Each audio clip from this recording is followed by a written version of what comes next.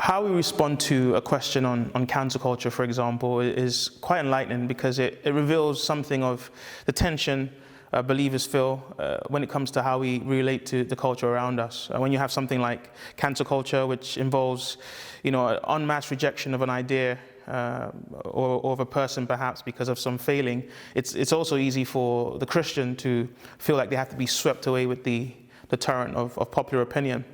That being said, though, we must always remember that the Christian's allegiance is always to Jesus Christ, not simply to the culture.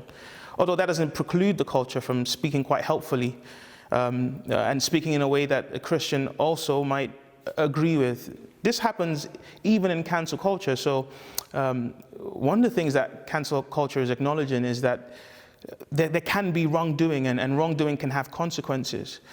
Cancel culture flags up the reality of judgment, and that just because we've done things in a previous time, it could be years ago, it doesn't mean that we don't have to sometimes face up to consequences.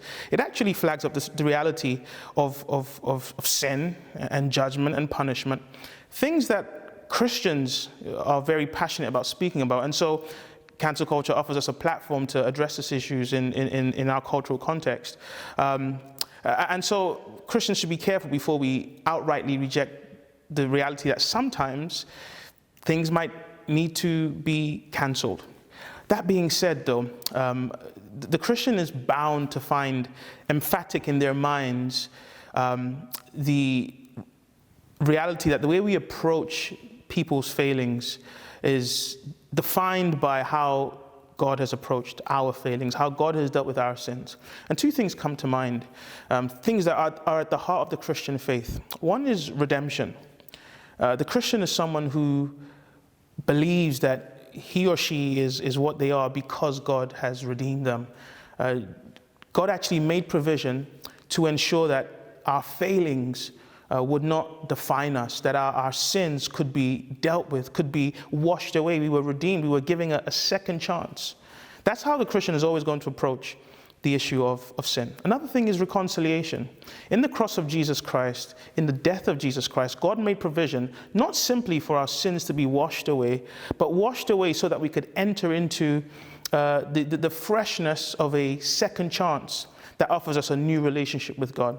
Those are two things that I think we have to be very careful of when we think of cancel culture. Cancel culture does not often offer the individual the opportunity to be redeemed, to have a second chance, to make up for the mistakes they've done in the past. And also, cancel culture means that we burn bridges, and there's no space for reconciliation. There's no space for reuniting after we have failed in a certain relationship.